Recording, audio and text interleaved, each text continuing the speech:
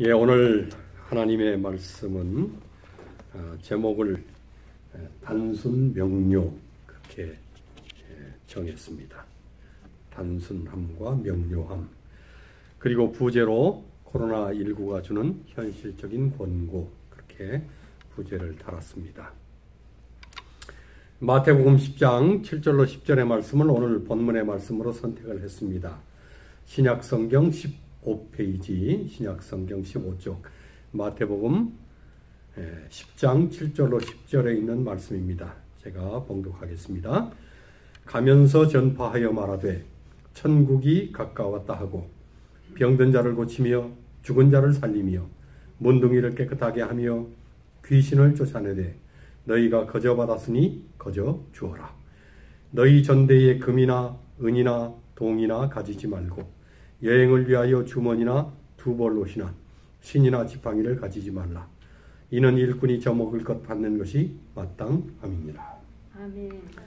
여기 예수님께서 복음을 전하기 위해서 나아가게 될 제자들을 향해서 당부하는 말씀이 기록되어 있습니다. 이 말씀의 가장 중요한 부분들은 너희가 거저 받았으니 거저 주어라. 그리고 두 번이나 가지지 말고라고 하는 단어를 연속해서 사용을 하셨습니다. 가지지 말고, 그리고 나아가서 복음을 전하라는 것입니다. 코로나19 때문에 많은 것이 달라졌습니다. 특별히 코로나19로 인해서 어쩔 수 없이 모든 사람들이 가정으로 돌아왔습니다. 말라기 4장 6절의 말씀처럼 이 아비의 마음이 자녀에게로 돌이키고 자녀의 마음이 아비에게로 돌이키게 됐습니다. 물론 이 말라기서의 말씀은 영적인 의미를 담고 있습니다. 하지만 어쨌든 코로나19로 인해서 생존의 기본 단위인 이 가정이 다시 회복될 기회를 얻었습니다. 어쩌면 이 가정적이지 않았던 사람들은 대단히 불편할지 모르겠습니다.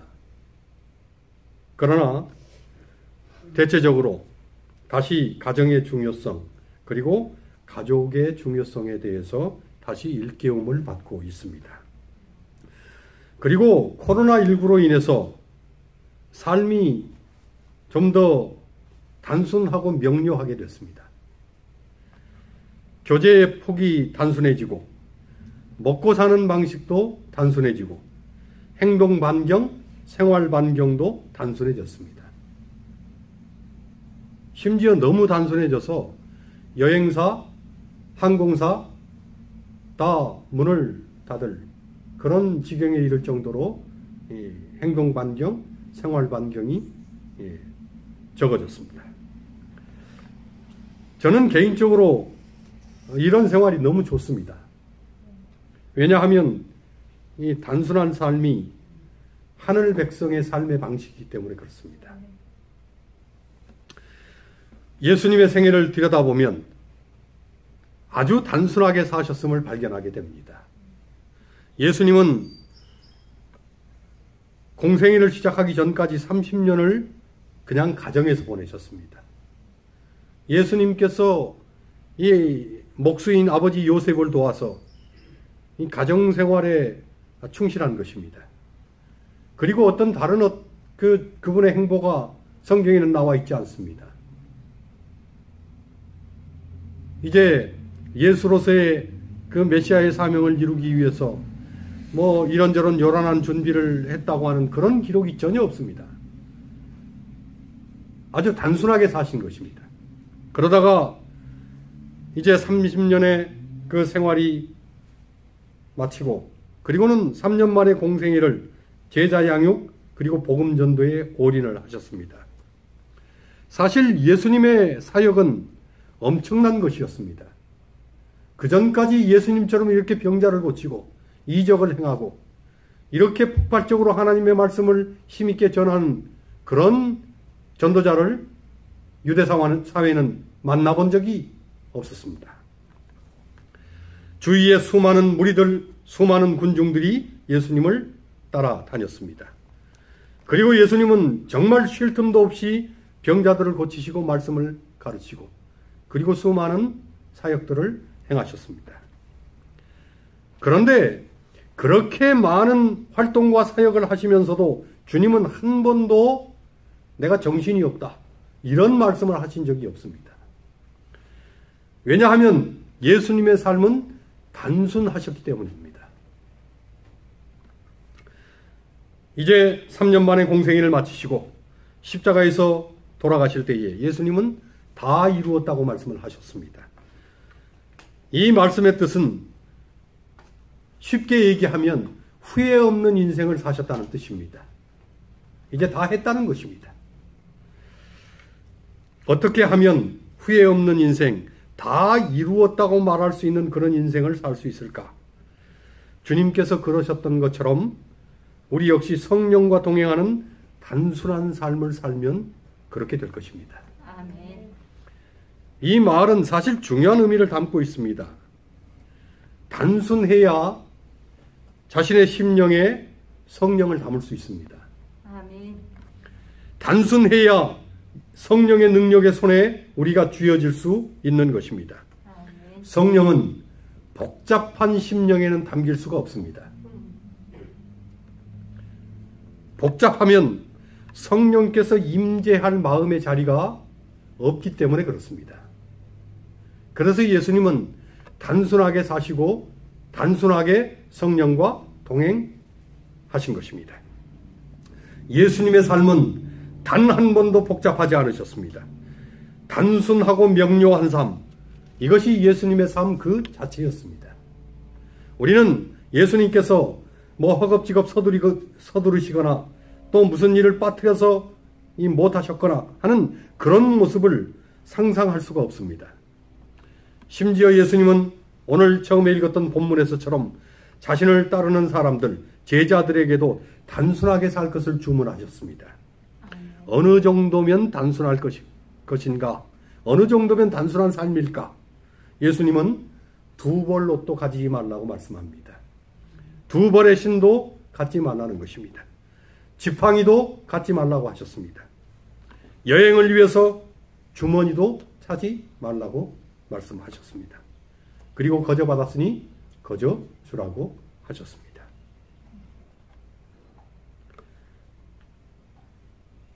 저는 이 말씀을 보면서 마음에 회개하는 마음이 사실은 들었습니다. 물론 예수님께서 이렇게 말씀하실 때에 그 시대적인 배경이나 제자들의 상황이나 이런 것들을 우리가 고려해야 하기는 하지만 정말 정직하게 고백하기는 우리의 옷장에 옷이 참 많습니다. 우리 신발장에 신발이 꽤 많습니다.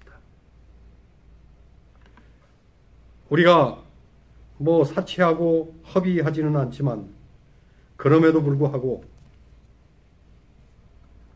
꽤 많은 것을 가지고 삽니다. 그러면서도 종종 입을 옷이 없다고 얘기하고 신을 신발이 없다고도 얘기를 합니다. 우리의 삶이 단순하지 않는 것입니다. 초대교회에 역시 예수님을 따르던 초대 그리스도인들은 환난과 핍박이 닥치게 되자 단순한 삶으로 돌아갔습니다. 얼마나 단순했는지 그들이 다 함께 있어서 모든 물건을 통용하고 함께 나누어 쓰는 공동체가 되었다고 성경은 기록을 합니다. 숫자와는 관계없이 가족 공동체로 살고 가족 공동체로 함께 믿고 가족 공동체로 함께 생활을 한 것입니다. 네것 내 것이 없을 정도로 단순했습니다. 사람이 소유를 포기하면 사실 단순해집니다. 내려놓으면 단순해집니다. 그것이 사실입니다. 그런데 초대교인들은 그런 면에 있어서 다 내려놓았습니다. 그리고 단순하게 산 것입니다. 그러자 초대교회에 성령이 임한 것입니다. 사도 바울 역시 예수님의 주문대로 단순하게 살았습니다.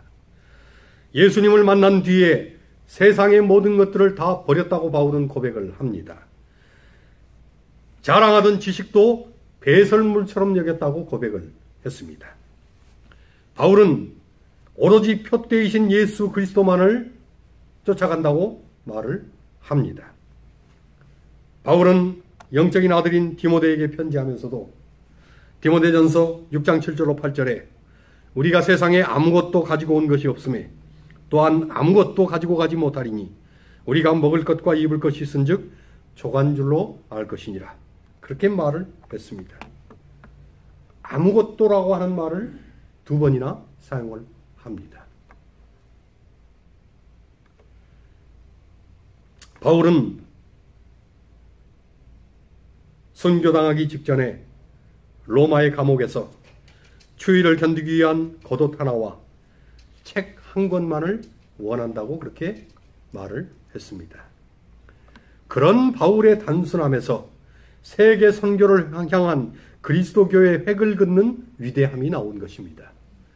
만약 바울의 삶이 복잡했다면, 그리고 세상에 여러 가지 것들과 얽혀 있었다면 바울은 세계 선교를 위한 그런 지평을 여는 일에 그렇게 큰 기여를 하지 못했을 것입니다. 그러나 바울은 오직 십자가만을 붙들고 산 것입니다. 그의 마음에 십자가만 중심에 놓여진 그런 삶을 산 것입니다.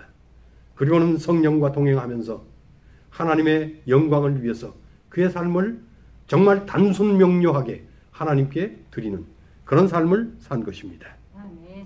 바울은 인류 역사상 가장 위대한 책인 성경을 13권이나 기록한 영감 있는 기자였습니다.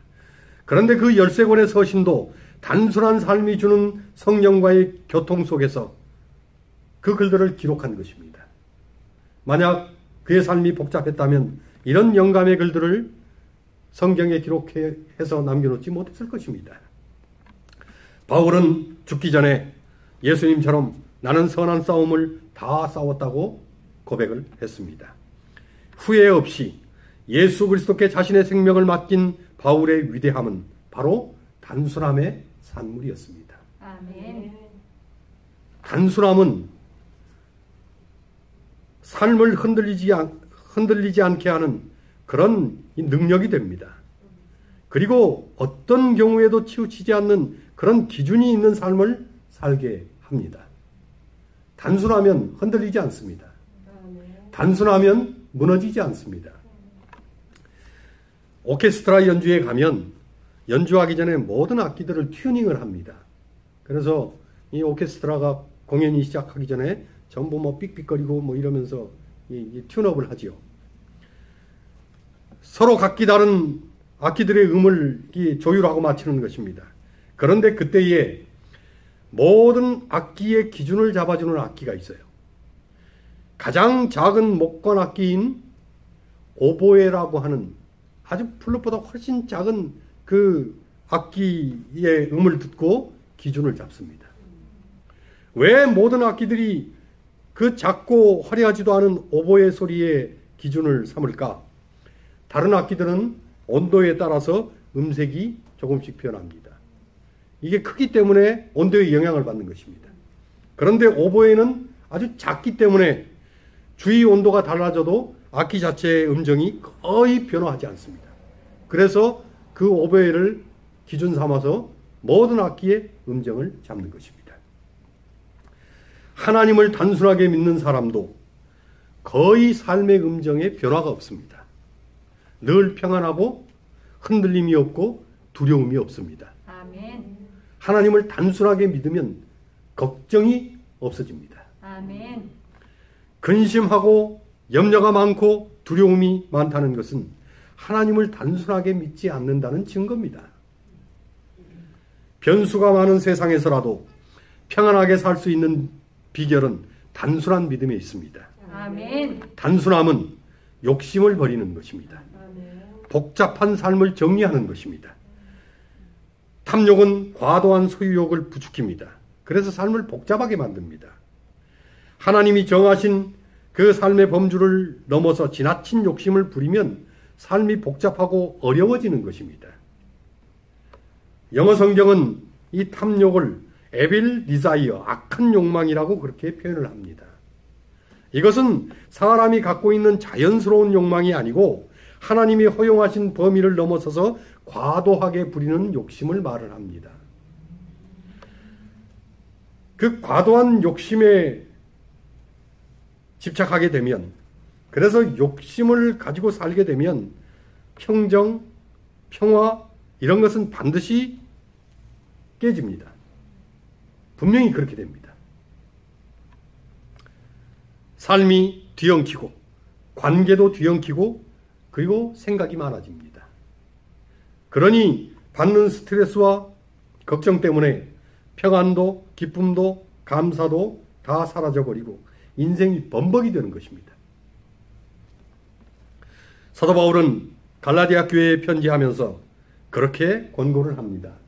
갈라디아서 5장 24절에 그리스도 예수의 사람들은 육체와 함께 정과 욕심을 십자가에 뭐 했느니라? 못 박았느니라. 정도 욕심도 십자가에 못 박았다고 그렇게 말씀합니다. 그리스도 예수의 사람들은 육체와 함께 그렇게 해야 한다는 것입니다. 단순한 삶을 살았던 사람 가운데에 한 사람이 있다면 다윗이라고 생각을 합니다. 하나님과 마음이 합한 자라고 하는 칭송을 얻은 다윗은 목동으로 살면서 정말 하나님만 사랑하는 그런 단순한 삶을 살았습니다. 다윗의 관심은 오직 하나님뿐이었습니다. 시편을 보면 다윗이 얼마나 단순하게 살았는지를 우리가 그의 고백 가운데에서 여실히 발견하게 됩니다. 다윗은 태양을 보면서 그것을 만드신 하나님을 찬양합니다.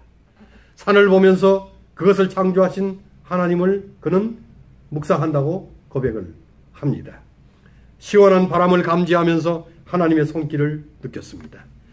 양을 치면서 목자이신 하나님의 마음을 그가 알았다고 고백합니다. 시냇가를 거닐면서 생명수 되신 하나님을 노래합니다.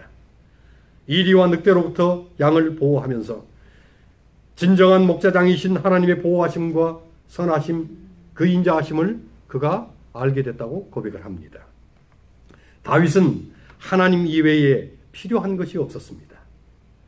그래서 다윗은 시편 23편에 우리가 잘 아는 그런 고백을 하는 것입니다. 여호와는 나의 목자시니 내가 부족함이 없습니다. 여호와께서 나를 푸른 초장에 누이시고 쉴 만한 물가로 인도하십니다. 내 영혼을 소생시키시고 여호와의 이름을 위하여 의의 길로 인도하십니다. 내가 사망의 음침한 골짜기를 다닐지라도 해를 두려워하지 않습니다. 그 이유는 주께서 나와 함께 하시기 때문입니다. 주의 지팡이와 막대기가 나를 안위하십니다. 주께서 내 원수의 목전에서 나에게 상을 베푸십니다. 내 머리에 기름을 바르시니 내 잔이 넘쳐납니다. 내 평생에 여호와의 선하심과 인자하심이 평생 나를 따르시니 내가 여호와의 집에 영원히 머물 것입니다. 다윗은 어려서부터 하나님만 붙들고 사는 단순한 삶을 맛보았습니다. 그래서 하나님의 마음에 합한 자가 된 것입니다. 다윗이 왕으로서의 기름 부음을 받은 것은 실력 때문이거나 가문의 배경 때문이 아니었습니다. 다윗이 왕이 된 것은 하나님을 사랑하는 단순함 때문이었습니다. 다윗은 17세에 기름 부음을 받고 30세에 왕이 됐습니다. 다윗이 왕이 되자 이스라엘은 부강해졌습니다. 그런데 세월이 흘러서 나라가 안정이 되고 그리고 직접 본인이 전쟁터에 나가지 않아도 되는 그런 궁궐 안에서의 화려한 삶이 그에게 시작이 되자 단순한 삶이 복잡해지기 시작을 했습니다. 헛된 생각이 많아지고 그리고 쓸데없는 생각들이 그의 심령에 침투를 했습니다. 다윗은 우리아의 아내인 바세바를 탐하게 됩니다. 단순함을 잃어버리게 되자 그의 삶에 정말 쓸데없는 그런 죄악이 침범을 한 것입니다. 그리고는 충성스러웠던 부하였던 우리아를 간접적으로 살해를 합니다. 우리아만 죽인 게 아니고 우리아의 주위에 있던 군사들까지 모두 죽음으로 내몰렸습니다. 그로 인해서 선지자 나단으로부터 책망을 받고, 그리고는 우리아의 아내인 바세바로부터 낳은 아들도 잃어버리게 됐습니다. 급기야 그의 큰아들인 압살롬이 아버지인 다윗을 공격하는 엄청난 반역의 고통이 그에게 엄습해 왔습니다. 단순함을 잃어버리게 되자 그의 삶의 모든 평정이 깨져버린 것입니다. 유대사화에 의하면 바세바와의 범죄 후에 이 나단 선지자의 지적을 받았을 때에 다윗은 진심으로 회개하면서 이 시편에 통해하는 그런 시를 쓰기도 했지만, 유대사화에 의하면 그가 통해하면서 자신이 살고 있던 그 침실 옆에 통해를 위한 기도실을 만들었다는 기록을 남겼습니다.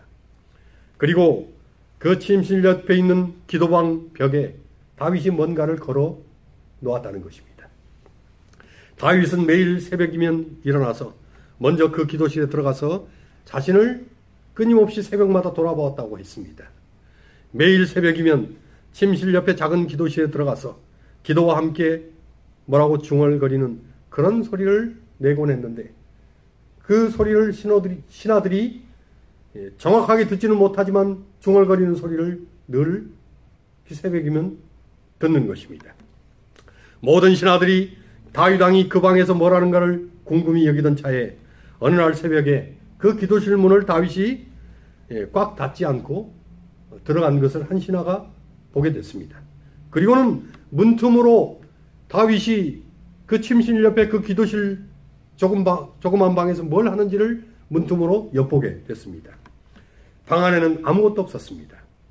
그리고 전면 벽에 뭔가가 걸려 있는데, 희미하게 새어나오는 불빛으로 자세히 봤더니 다윗이 목동 시절에 입었던 다 낡고 떨어진 옷이 벽면에 걸려 있었습니다.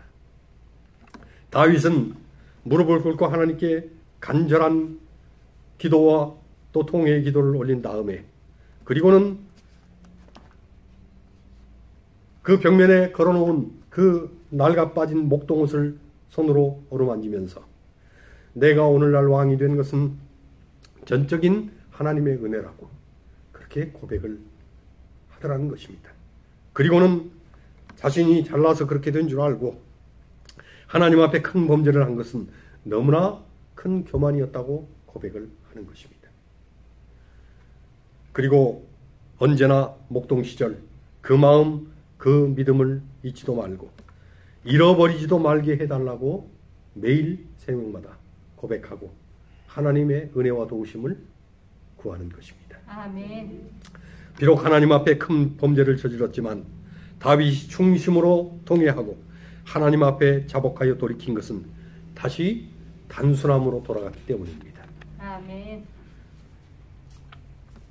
단순함에서 복잡함으로 갔을 때에 하나님을 반역하고 배도하는 그런 불법을 자행했지만 다시 정신을 차리고 단순함으로 돌아가서 자신을 처음에 붙들어 주셨던 하나님, 자신을 세워주셨던 하나님, 자신의 모든 삶에 함께 하셨던 그 하나님을 다시 단순함으로 붙잡게 되었을 때에 다윗은 영적으로 회생하고 다시 살아난 것입니다.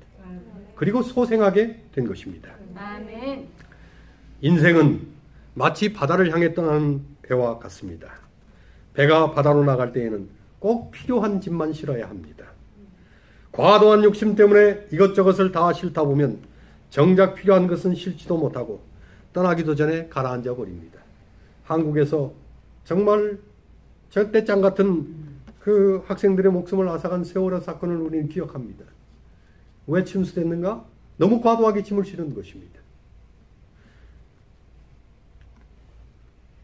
역사를 보면 뛰어난 능력이 있었지만 권력욕, 물욕, 명예욕, 과시욕, 음욕 이런 탐욕으로 인해서 침몰된 자들이 너무나 많습니다. 하나님의 영광을 위해서 살려면 인생을 정리해야 합니다. 삶을 무겁게 하는 그런 짐들을 정리해야 하는 것입니다. 아멘. 양심에 거리끼는 것이 있다면 다 버려야 합니다. 아멘. 세상 사람들이 다 한다고 따라하는 것도 버려야 합니다. 아멘. 세상 풍조는 거부해야 하는 것입니다. 실제로 필요한 그런 것들, 실제로 필요한 옷만 구입하고 충분히 오래 입도록 해야 합니다. 필요 없는 물품도 쌓아두지 말아야 할 것입니다. 화려한 옷, 액세서리들 이런 것들로 눈에 띄려고 할 것이 아니고 삶으로 감동을 주어야 하는 것입니다. 때로 과도한 취미생활도 조절해야 됩니다. TV도 좀 멀리하고 집안으로 슬며시 스며들어오는 여러 가지 악의 요소들을 차단해야 하는 것입니다. 아멘. 먹는 것, 입는 것, 사는 것, 노는 것 다 단순해야 합니다. 왜냐하면 단순해야 진정한 영성을 누릴 수 있기 때문에 그렇습니다. 아멘. 단순한 것이 중요한 것이 아니고 단순해야만 하나님의 성령의 은혜가, 하나님의 성령의 능력이, 하나님의 성령의 감동하심이 우리 심령의 터치가 되기 때문에 그런 것입니다. 아멘. 이 마지막 시대에 정말로 중요한 것은 성령의 충만함으로 옷 입는 것입니다. 성령의 사람이 되는 것입니다. 아멘. 이것은 어려운 것이 아닙니다. 우리가 기도하며 결심하고 단순하게 하나님의 인도를 따르고자 하면 그렇게 될 수 있습니다. 아멘. 그리스도인의 삶은, 더욱이 마지막 시대의 재림교인의 삶은 단순하고 명료해야 합니다. 사실 재림교인이라고 하면서도 많은 교인들이 재림과는 거리가 멀었습니다. 그래도 좀 있어야지, 그래도 좀 가져야지, 그래도 좀 누려야지, 그런 생각이 삶의 하변에 깔려 있었습니다. 하지만 지금은 아닌 것입니다. 다행스러운 것은 코로나19가 우리를 그렇게 축약시켜 준 것입니다. 단순하게 되도록 그렇게 돌아가게 한 것입니다. 저는 이것이 위기이기도 하지만 기회라는 생각을 합니다. 아멘. 정말 재림 교인으로 살아야 됩니다. 재림을 기다리고 고대하는 사람들처럼 살아야 하는 것입니다. 말로 재림 교인이 아니고 삶으로 재림하며 살아야 하는 것입니다.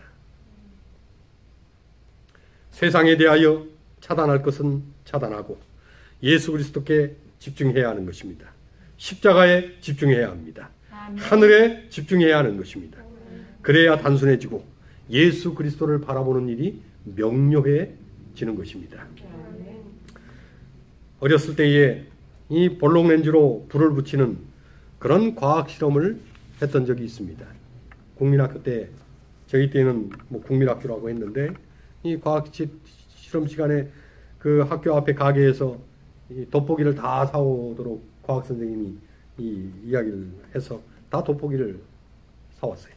그리고는 이제 그 운동장에 나가서 햇빛 좋은 날 종이를 땅에 놓고 그 위에 볼록렌즈를 대고 햇빛을 통과시킵니다. 근데 무조건 볼록렌즈에 햇빛을 투과시킨다고 불이 붙지 않습니다. 이 볼록렌즈를 들고 위아래로 이렇게 잘 움직이면 빛이 한 곳으로 집중되는 그런 지점을 만나게 됩니다. 그러면 그 지점에 그 돋보기 볼록렌즈를 대고 있으면 그 돋보기를 통해서 모아진 빛이 하나로 집중해서 그 종이 위에 내려 쪼이게 됩니다. 그리고 불과 얼마 지나지 않으면 그 종이에 금세 연기가 납니다. 그리고는 불이 붙는 것입니다. 단순 명료하게 집중을 시키면 에너지가 생기고 불이 일어나는 것입니다. 아멘. 사도행전 2장 1절로 3절은 그렇게 기록을 합니다. 오순절 날이 이미 이름에 저희가 다 같이 한 곳에 모였더니 호련히 하늘로부터 급하고 강한 바람 같은 소리가 있어 저희 앉은 집에 가득하며 불의 혀같이 갈라지는 것이 저희에게 보여 각 사람 위에 임하여 있더니 저희들이 한 곳에 모였다는 것입니다. 한 곳에 모였다고 하는 이 장소의 집중이 중요한 것이 아닙니다. 그들이 한 곳에 모인 이유가 있었습니다. 그들은 하나로 연합하여 기도한 것입니다. 아멘. 하나로 연합하여 성령에 집중한 것입니다. 아멘. 하나로 연합하여 하나님을 바라본 것입니다. 아멘. 하나로 연합하여 하나님께서 약속하신 그 약속을 바라보고 그 약속에 집중한 것입니다. 아멘. 그랬더니 호련히 하늘로부터 급하고 강한 바람 같은 소리가 있고 불의 혀가 갈라지듯이 임하였다는 것입니다. 집중했더니 에너지가 생기고 불이 붙은 것입니다. 초대교회에 오순절날 그 성령이 임하고 성령이 역사를 한 것입니다. 엘렌 G 화이트는 마지막 시대에 제2의 오순절의 역사, 드진비 성령의 강림이 있을 것이라고 약속을 했습니다. 어떻게 이런 성령의 역사를 체험할까? 원리는 간단합니다. 초대교회처럼 만사를 내려놓고 그리고 그들이 다락방 한 곳에 모였던 것처럼 단순한 한 가지 기도에 집중하면 되는 것입니다. 성령에 집중하면 되는 것입니다.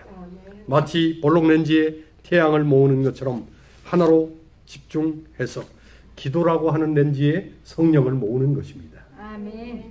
그러면 종이에 열이 나고 연기가 피어오르는 것처럼 호련히 하늘로부터 급하고 강한 바람 소리가 피어나서 가득하게 되는 것입니다.